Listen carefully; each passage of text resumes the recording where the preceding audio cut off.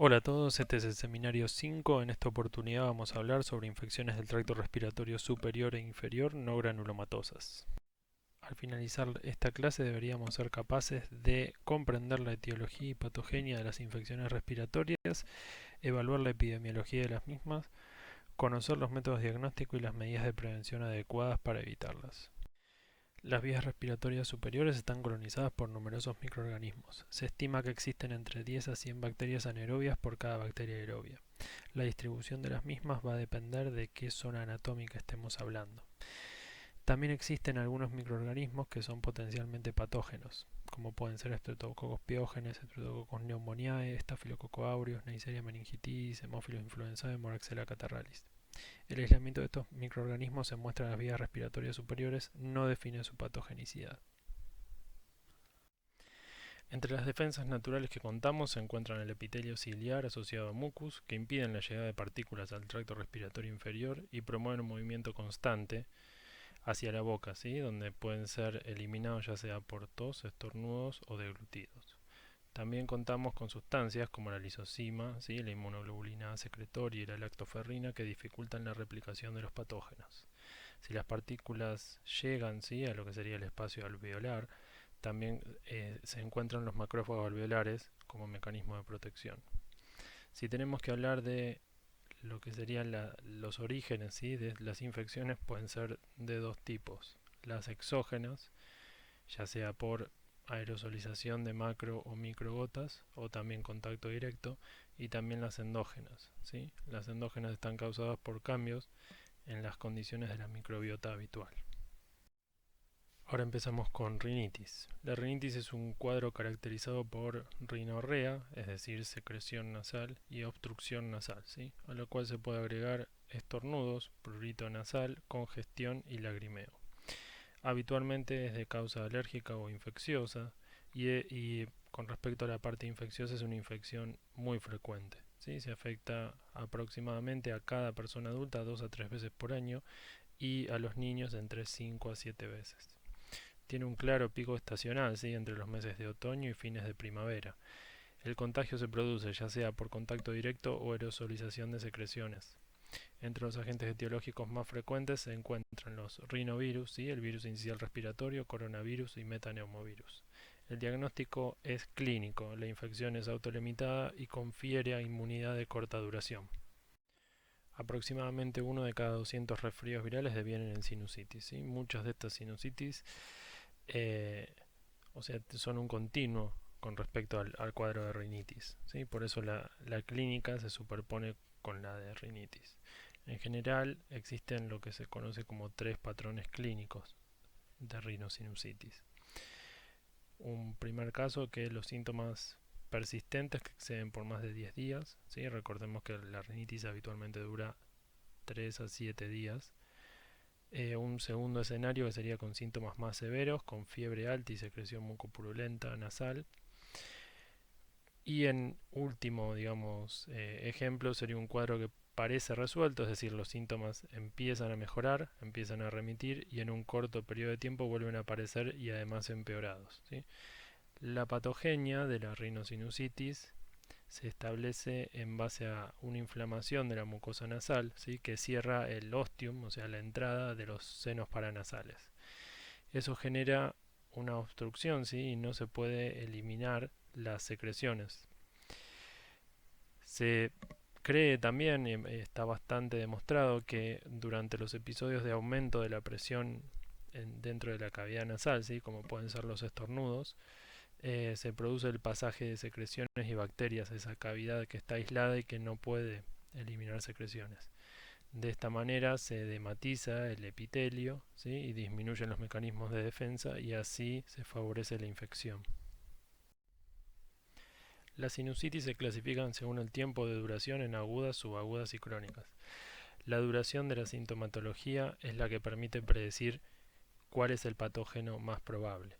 Las sinusitis agudas son habitualmente causadas por virus respiratorios, ¿sí? Y en general no duran más de 7 a 10 días. En cambio, las subagudas son cuadros, ¿sí?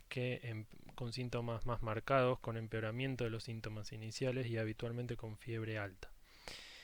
Estos tienen una duración de 4 a 12 semanas y en general es de etiología bacteriana, ¿sí? Principalmente Streptoneumoniae, Haemophilus influenzae y Moraxella catarrhalis. Las sinusitis crónicas son aquellas que la sintomatología se extiende más allá de las 12 semanas, ¿sí? Y en este caso se suelen encontrar etiologías bacterianas y también micóticas. El diagnóstico de sinusitis aguda es clínico y permite el tratamiento empírico en la gran mayoría de los casos. Ante la presencia de alguna de las complicaciones, como abscesos periorbitarios, celulitis o complicaciones craneales, está indicado el diagnóstico microbiológico. Otras condiciones que también tienen indicación de diagnóstico son, en el caso de sinusitis crónicas, la sinusitis en pacientes inmunocomprometidos y la sinusitis que no responden al tratamiento empírico. La toma de muestra se realiza mediante un endoscopio, habitualmente por exploración a través de las cavidades nasales. La técnica de la toma de muestra es fundamental para obtener una muestra representativa, ya que la cavidad nasal se encuentra colonizada por flora respiratoria.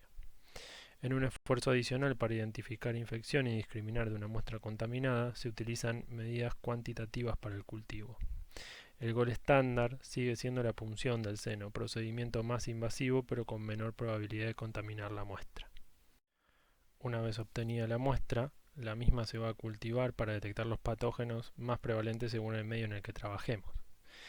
En este caso lo que vemos acá son los 3 patógenos más prevalentes, ¿sí? de aislamiento en nuestro medio, ¿sí? Que serían el Streptococcus pneumoniae, ¿sí? Que va a ser un diplococo gram positivo con cápsulas, ¿sí? En la tinción, y se va a cultivar en agar sangre.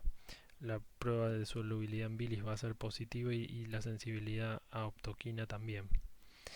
En el caso de Haemophilus influenzae, ¿sí? Es un Bacillogram negativo, ¿sí? Que es necesario cultivarlo en agar chocolate, o también se lo puede ver generando el fenómeno de satelitismo, ¿sí? De las colonias de Staphylococcus en agar sangre. En el caso de Moraxella es un diplococo gram negativo, ¿sí? En el gram, que es oxidasa positivo y es un aerobio estricto. Produce oxidasa y catalasa, pruebas que pueden ayudar a identificarlo, y crece fácilmente en agar sangre no generando hemólisis. Los hongos son un agente importante de sinusitis crónica y en algunas ocasiones también pueden generar infecciones agudas. Se pueden presentar 3 cuadros clínicos distintos. En el primer caso tenemos una sinusitis micótica invasiva con diseminación. Habitualmente ocurre en pacientes inmunocomprometidos, diabéticos, neutropénicos o por uso prolongado de corticoides. Se produce invasión local del hueso y puede producirse diseminación a distancia. La segunda forma es la conformación de un micetoma, ¿sí? O una bola fúngica también llamada, en una de las cavidades paranasales. Es una densa acumulación de hifas, ¿sí? Que puede llegar a generar algo de invasión local pero que rara vez disemina. La última forma es la de una sinusitis micótica alérgica, que ocurre en pacientes inmunocompetentes pero atópicos. Hay una respuesta inmune exacerbada a las esporas mediadas por inmunoglobulina E, que generan la acumulación de material y edema de la cavidad paranasal. El diagnóstico se basa en la toma de muestra de la cavidad afectada, ya sea por endoscopía, punción o cirugía a cielo abierto si el cuadro clínico lo requiere. Al microscopio óptico se puede observar la presencia de micelios hialinos o pigmentados, dependiendo de qué especie esté implicada, y la identificación del microorganismo requiere el cultivo a 2 temperaturas y posteriormente la observación micro y macroscópica de las colonias. Se requiere sembrar de 4 a 8 tubos para tener una medida cuantitativa y así distinguir contaminación de infección. Se necesita cumplir el criterio de lo que se conoce como criterio de homogeneidad de la muestra. En un bajo porcentaje de los casos se puede llegar a ver alguna de las complicaciones, ¿sí? Las complicaciones son por invasión local o por embolias a distancia. Algunas de las mismas son osteomielitis, es decir, la invasión del hueso, ¿sí? Empiema epidural, es decir, una colección de material entre lo que sería el cráneo y la dura madre, ¿sí? Celulitis, y en otros casos también a distancia, como puede ser la trombosis de los senos transversos o cavernosos, y por otro lado los abscesos cerebrales. Pasamos ahora a otitis, ¿sí? Dentro de las otitis vamos a ver 2 tipos, las otitis externas y las otitis medias. Dentro de estas últimas podemos dividirlas en agudas y crónicas. Empecemos entonces con otitis externas. Las otitis externas son un grupo de patologías y hay varios tipos. La más común es la otitis externa difusa, que habitualmente tiene como agente etiológico Staphylococcus aureus o Pseudomonas aeruginosa. Es una enfermedad de alta incidencia, ¿sí?, que puede afectar hasta 1 de cada 10 personas a lo largo de la vida. Puede comprometer a cualquier grupo etario, pero hay grupos de riesgo. Lo más frecuente es que sean niños entre 5 a 12 años de edad y por otro lado también a las personas que nadan habitualmente. La mayoría de las otitis externas ocurren en condiciones de alta humedad y temperatura. Otras entidades menos frecuentes pueden llegar a ser las otitis externas micóticas, ¿sí?, producidas por Candida albicans o Aspergillus niger, y las otitis externas malignas o necrotizantes, habitualmente por Staphylococcus aureus y Pseudomonas aeruginosa. Cada una de estas entidades tiene factores predisponentes. En el caso de las otitis externas difusas, ¿sí?, el exceso de humedad atrapado en el conducto auditivo externo. Eso se puede deber a duchas, a la natación, a baños en piscinas o termas y a los climas húmedos. En el caso de las micóticas, las causas más frecuentes son el tratamiento prolongado con gotas óticas de antibiótico o la exposición continua al agua. En el caso de las otitis malignas, los factores de riesgo es pacientes diabéticos, pacientes añosos o inmunocomprometidos. El diagnóstico es habitualmente clínico, esto implica que no requiere diagnóstico microbiológico, salvo en el caso de las otitis externas malignas. En ese caso, se toma muestra para realizar cultivo y antibiograma y por otro lado, se inicia tratamiento empírico. Sigamos entonces con otitis medio aguda. La otitis medio aguda es una infección, ¿sí?, del oído medio que genera un proceso inflamatorio de la mucosa de revestimiento. Es una infección extremadamente frecuente en pediatría, ¿sí?, y ocurre entre los 6 y 24 meses de edad. Aproximadamente el 80% de los niños a los 3 años de edad han tenido un episodio de OMA.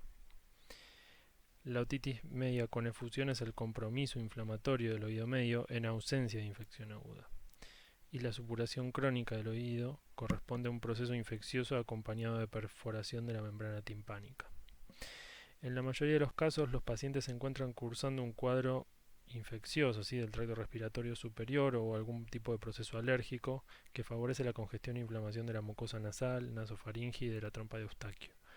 La obstrucción de la trompa de Eustaquio es la que produce la acumulación de secreciones en el oído medio y secundariamente la sobreinfección bacteriana o viral que genera la supuración y la otitis media aguda.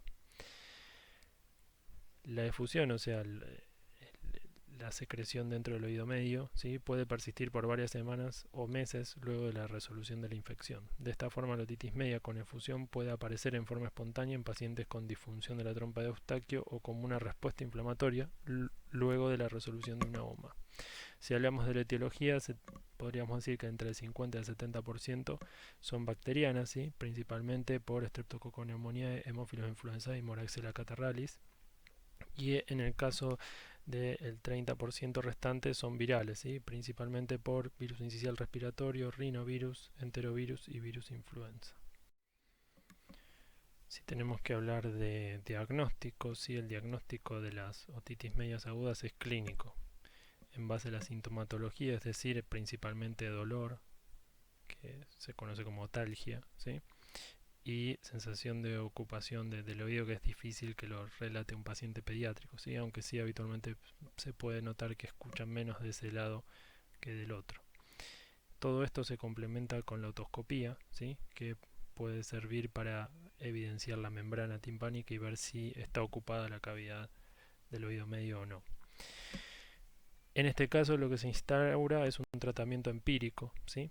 Hay determinadas circunstancias donde es necesario hacer el diagnóstico microbiológico y los test de sensibilidad.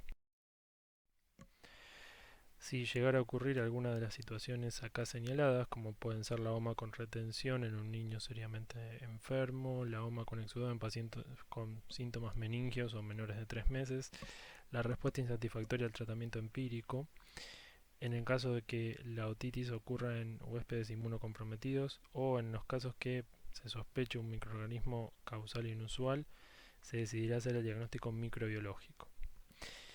El diagnóstico consiste, ¿sí?, en la timpanocentesis seguido de aspiración. Timpanocentesis es la punción, ¿sí?, de la membrana timpánica y toma de muestra lo que sería la secreción, ¿sí?, que está en la cavidad del oído medio.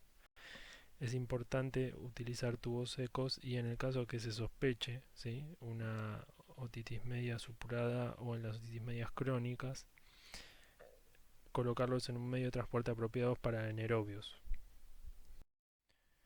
En el caso de las otitis medias crónicas, lo que vamos a ver es una inflamación persistente de las estructuras del oído medio. Esto va a estar caracterizado por una otorrea recurrente, secreción a través del oído, que dura habitualmente entre 2 a 6 semanas. Los gérmenes implicados son principalmente los anaerobios, pero también podemos encontrar Pseudomonas aeruginosa y Escherichia coli y Proteus. Para realizar el diagnóstico microbiológico se deberá hacer de nuevo una timpanocentesis, es decir, la punción a través de la membrana timpánica y toma de muestra de la secreción. Es importante recordar que el transporte de estas muestras va a ser por un lado en tubo seco y también en frascos con atmósfera apropiada para detectar anaerobios. Obviamente que dentro del procesamiento vamos a utilizar cultivos en medios adecuados, ya sea tanto para los gérmenes Pseudomonas, Escherichia coli, como también para el aislamiento de anaerobios. Pasemos ahora a hablar de faringitis. Las faringitis son un cuadro clínico caracterizado por odinofagia, es decir, dolor de garganta, y disfonía, que el principal mecanismo de lesión que hay es una inflamación de la mucosa. Las faringitis agudas suelen ser víricas o bacterianas. La mayor parte de estas infecciones ocurre durante los meses fríos y tienen una alta probabilidad de contagio dentro del grupo familiar. Tanto en niños como adultos, lo más frecuente es que la faringitis sea viral. Pero también es cierto que las faringitis bacterianas son mucho más frecuentes en niños. La gran mayoría de estos casos de faringitis bacterianas son por estreptococo beta hemolítico del grupo A. Esta patología en particular es una causa grave de faringitis, que lleva a complicaciones serias si no es tratada a tiempo. En el caso de hablar de streptoneumonía y hemófilus, son agentes colonizadores de faringe, pero no son agentes etiológicos de faringitis. Más importante que la faringitis en sí son las complicaciones de la faringitis estreptocóxica. La faringitis estreptocóxica se ve un 15 a 30% en niños y en un 5 a 10% de los adultos. Dentro de las complicaciones tenemos las complicaciones supurativas y las no supurativas. Las complicaciones supurativas pueden ser el absceso periamigdalino, la mastoiditis, la sinusitis aguda, una otitis media, meningitis, abscesos cerebrales, trombosis del seno cavernoso, neumonía estreptocóxica y embolias sépticas. Por otro lado, las complicaciones no supurativas pueden ser la fiebre reumática o la glomerulonefritis. Como decíamos anteriormente, la mayoría de los casos de faringitis corresponden a una etiología viral, pero por otro lado tenemos un porcentaje menor que corresponde a una etiología bacteriana y particularmente faringitis estreptocóxica.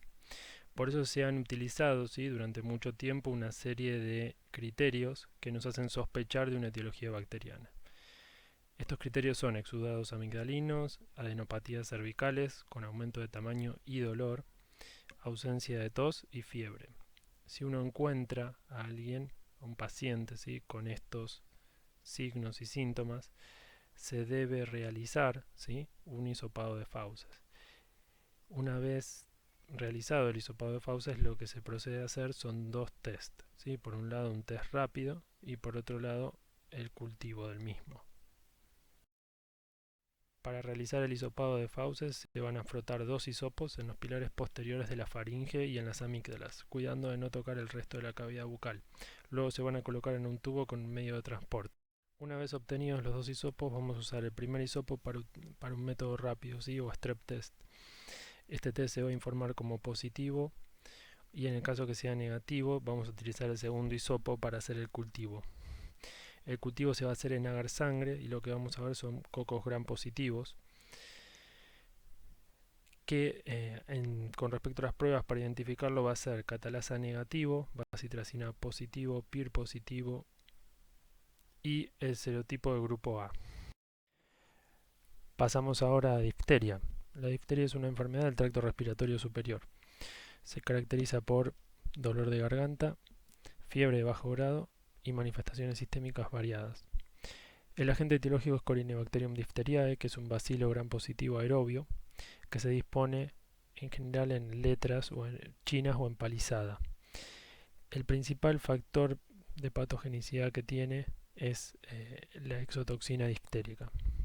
La toxina causa una destrucción local de las membranas mucosas, que es lo que genera la característica pseudomembrana, y por otro lado se puede absorber y genera daños en miocardio, en riñones, y también puede generar daño en el sistema nervioso central.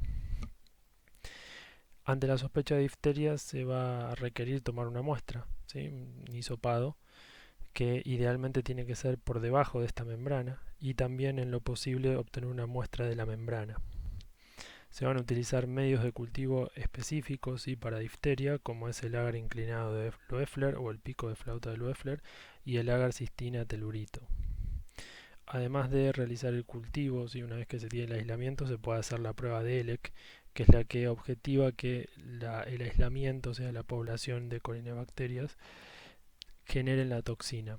Por otro lado, también se puede utilizar PCR y con eso también detectar el patógeno. La angina de Vincent tiene varios nombres, entre ellos el de gingivitis ulcerosa necrosante o también llamada la boca de trinchera. Existen factores que la favorecen como la mala higiene oral, la edad avanzada, el alcoholismo, la mala alimentación, el tabaquismo, la inmunosupresión, la gingivitis preexistente, el estrés extremo. Es una infección úlcero-necrótica de las encías y las papilas interdentales, causada por una asociación de espiroquetas, que generalmente son del género Borrelia o Treponema, y bacterias anaerobias, generalmente Bacteroides o Fusobacterium. Cursa con fiebre, gingivorragia, adenopatías, halitosis y amigdalitis unilateral, que es la diferencia de las anginas comunes. El diagnóstico en este caso, y es el único en el que se utiliza Gram, donde se puede ver la asociación entre estas dos bacterias. Es importante señalar que la mejor medida de limitación, o sea, eliminación de esta patología, es a través de la vacunación. Y también recordar que la enfermedad natural no genera una inmunidad duradera ni efectiva frente a esta patología. Pasamos ahora a infecciones del tracto respiratorio inferior. Estas infecciones son una de las primeras causas de atención médica en todo el mundo y también son una de las principales causas de morbo y mortalidad. Existen dos grupos grandes de riesgo, ¿sí?, que son los menores de 5 años y los mayores de 65, pero afecta a individuos de cualquier edad. Si vamos a definir neumonía, la tenemos que definir como una infección aguda del parénquima pulmonar que se manifiesta por signos y síntomas de infección respiratoria baja. Estos síntomas comprenden principalmente tos, expectoración mucopurulenta y puede haber dolor en puntada de costado. Esto se asocia a signos clínicos y por otro lado en la radiografía a un infiltrado nuevo. En este caso lo que tenemos que constatar es que el paciente no haya estado internado más de 48 horas y que no haya sido internado en los últimos 28 días previos. En este caso se constituye una neumonía adquirida a nivel comunitario. Para explicar la fisiopatogenia, existen tres tipos de vía de ingreso. Por un lado puede haber una aerosolización, como puede ocurrir con los virus y gérmenes como Mycobacterium tuberculosis. En algunos casos se puede ver una colonización primero del tracto respiratorio superior, como se puede ver por Streptococcus pneumoniae o Haemophilus influenzae, y luego acceden al tracto respiratorio inferior. Y por último, la más rara, que sería por diseminación hematógena desde un foco distante. Una vez que llegamos al diagnóstico de neumonía, vamos a dividirla en aquellos pacientes que tienen comorbilidades de aquellos que no la tienen. Y vamos a ver en las próximas diapositivas cómo esto guía nuestro esfuerzo para llegar al diagnóstico. En el caso de individuos adultos sin comorbilidades, los agentes etiológicos más habituales son Streptococcus pneumoniae, Haemophilus influenzae, Staphylococcus aureus, Mycoplasma pneumoniae, Chlamydophila pneumoniae y algunos virus respiratorios. Dependiendo de la gravedad del cuadro clínico y mediante la utilización de varios scores que se pueden utilizar para saber si estos pacientes requieren atención ambulatoria o necesitan cuidado, ya sea en internación general o cuidados en terapia intensiva, va a ser lo que determine qué tantos estudios voy a hacer para llegar a ese diagnóstico. En el caso de una persona que por su estado general se puede tratar de manera ambulatoria, va a requerir solamente tratamiento empírico, es decir, no vamos a hacer diagnóstico microbiológico. Sí se va a hacer diagnóstico microbiológico en todos aquellos pacientes que son internados, y si son internados en terapia, además se van a agregar más estudios. Existen algunos datos epidemiológicos que nos permiten sospechar algunos otros agentes. Por ejemplo, en el caso de mala higiene dental se pueden ver casos de neumonías por anaerobios. En el caso de drogadicción endovenosa por vía hematógena se pueden ver casos de Staphylococcus aureus o TBC. En el caso de que tengamos contacto con aguas estancadas, principalmente desde el punto de vista de las inundaciones y demás, uno puede llegar a sospechar la leptospirosis. En el caso de exposición a aves, ya sea aves domésticas, ¿sí? Puede llegar a ocurrir una citacosis, y en pacientes que tienen fibrosis quística es mucho más frecuente Pseudomonas aeruginosa. En estos casos, además de la búsqueda de los gérmenes que ya mencionamos, vamos a agregar estos. La colonización de la mucosa de la vía aérea superior es asintomática por Streptococcus pneumoniae. Esto es mucho más frecuente en niños, entre un 20 y un 40% que en adultos. Una vez establecida el estado de colonización, se puede llevar a la enfermedad neumocóxica. Volviendo ahora a diagnóstico de neumonía adquirida en la comunidad, tenemos por un lado la clínica, los síntomas que habíamos nombrado de infección respiratoria baja, y por otro lado la radiología, ¿sí? La placa de tórax, que va a tener un patrón intersticial o alveolar. En los casos que amerite diagnóstico microbiológico, que habíamos dicho que eran en los casos que requiere principalmente internación o ante la sospecha de determinados microorganismos por los factores de riesgo o por comorbilidades, ¿sí? Lo que se va a realizar es un esputo. La muestra de esputo, ¿sí? Consiste en la expectoración en un frasco de boca ancha, que para que sea válida requiere de 3 criterios. En primer lugar, el paciente no debe haber tomado antibióticos previos, tiene que haber al microscopio óptico, ¿sí? De lente de 100 aumentos, más de 25 polimorfonucleares y menos de 10 células epiteliales planas por campo.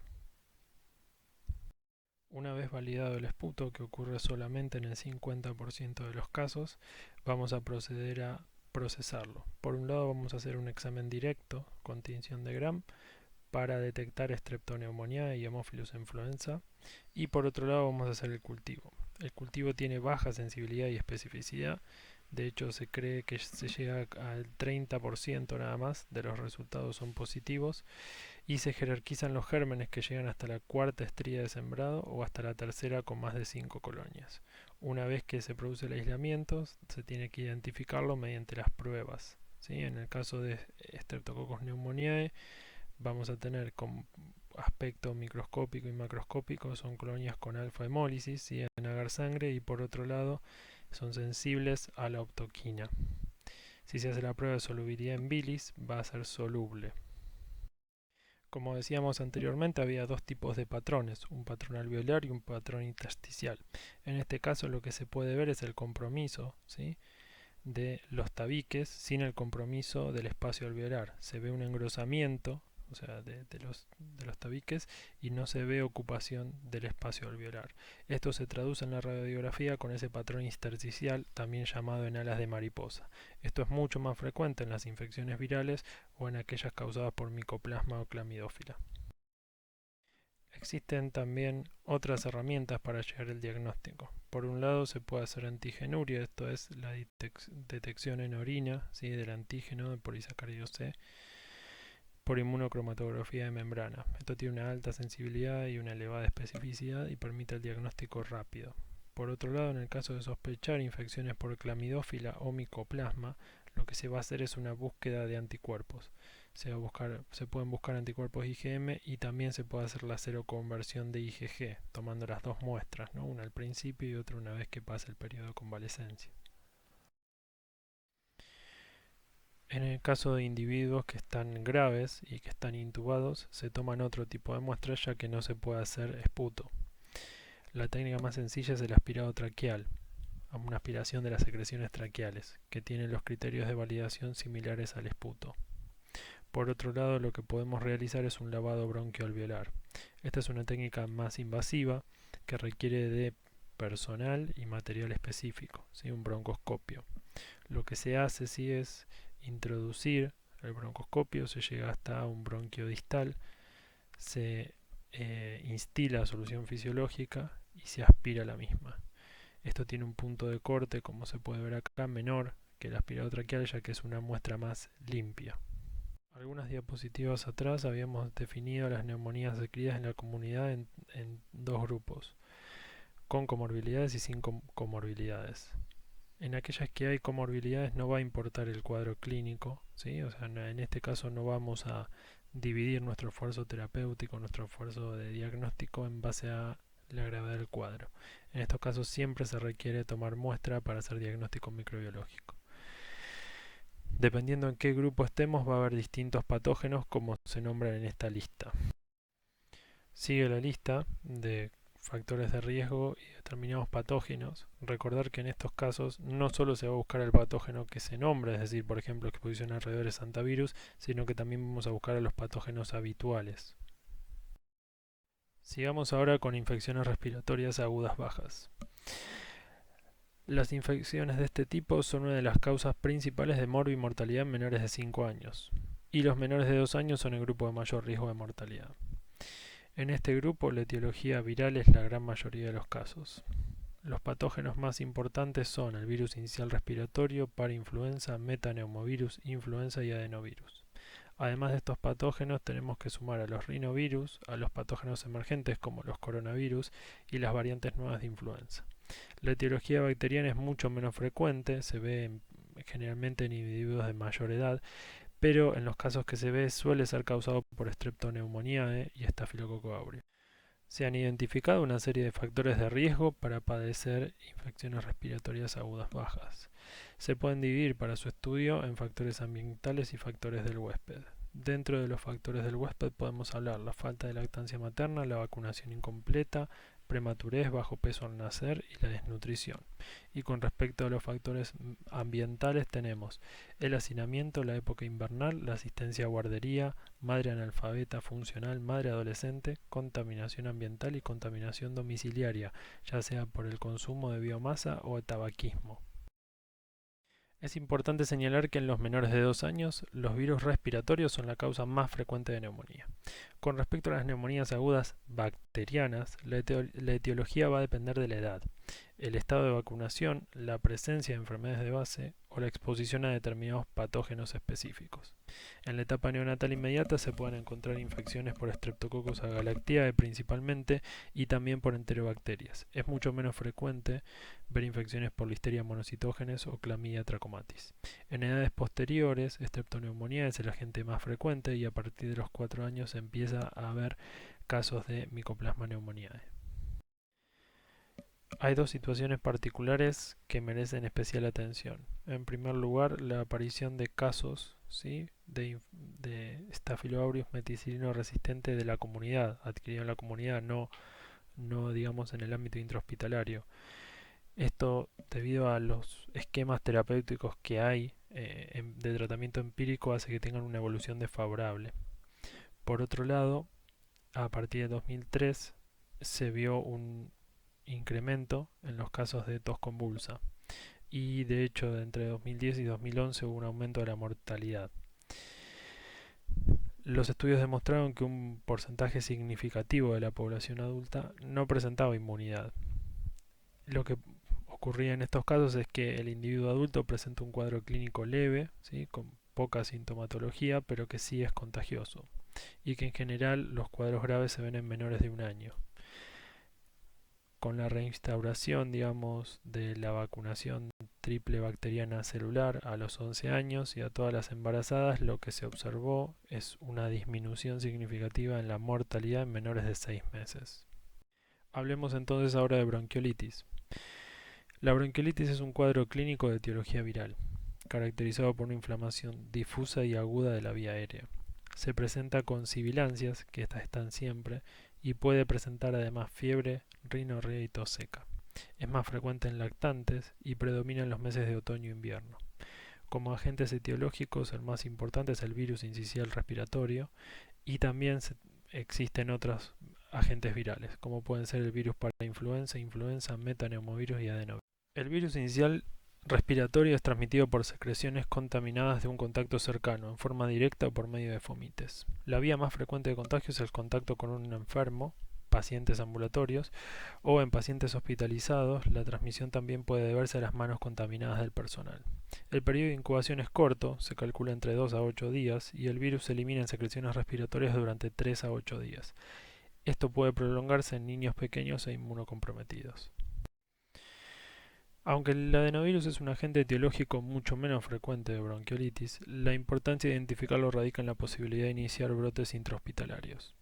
El cuadro clínico habitual es una neumonía que no mejora con antibióticos, que empeora en la placa radiológica. En un porcentaje variable de pacientes puede curar con secuela. Y en muy bajo porcentaje, 20% aproximadamente, se puede asociar a conjuntivitis. El diagnóstico de bronquiolitis es clínico. El diagnóstico microbiológico se realiza en general con fines epidemiológicos y en aquellos pacientes internados para adecuar las medidas de profilaxis, como hablábamos recientemente del adenovirus, y por otro lado limitar el uso de antibióticos profilácticos. La toma de muestra ideal es un aspirado nasofaríngeo dentro de los 3 primeros días de iniciados los síntomas. Se realiza con una sonda pequeña, una K30 o K33, que se utiliza para arrastrar las secreciones con solución fisiológica. Se recolectan en frasco estéril con tapón a rosca que se conserva y transporta refrigerado. Una vez obtenida la muestra, se pueden realizar técnicas de inmunofluorescencia ELISA para detección de antígenos virales, y en general son anticuerpos monoclonales que se utilizan para 7 virus, que son los agentes etiológicos más frecuentes.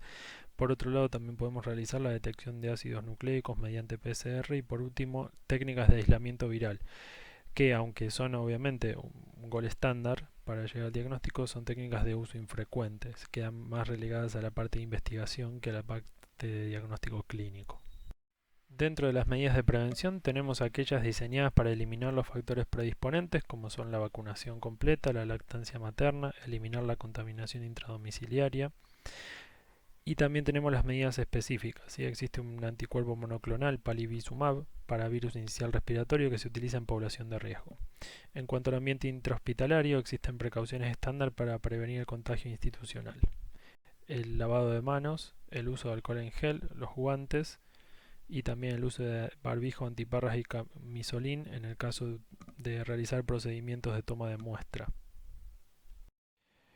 Las vacunas antipertusis, antisarampionosa, antihemófilus, antineumocóxica y antigripal, aplicadas de acuerdo con las recomendaciones del Calendario Nacional de Vacunación, son altamente eficaces para disminuir la mortalidad por infecciones respiratorias. Se debe corroborar la administración de las vacunas antigripal y triple bacteriana durante el embarazo o puerperio. Existe población de riesgo que tiene mayor probabilidad de complicaciones y mayor mortalidad que la población general. Dentro de este grupo se encuentran las personas mayores de 65 años y aquellas menores de 65 años pero que tienen los siguientes factores de riesgo: enfermedad cardiovascular, inmunocompromiso, enfermedad hepática, pulmonar o diabetes. En esta población está indicado aplicar la vacuna anti-hemófilus, anti-influenza y antineumocóxica. La neumonía intrahospitalaria es la segunda infección hospitalaria en frecuencia y constituye una causa importante de morbimortalidad en pacientes internados. Se define como un cuadro agudo de infección del parénquima pulmonar que ocurre 48 horas después de ingresar a un hospital y hasta 28 días post-egreso hospitalario. La colonización por flora normal, estreptococos, estafilococos, hemófilus, o patógenos hospitalarios, como pueden ser los bacilos gram negativos o Staphylococcus meticilino resistente, precede al desarrollo de la neumonía.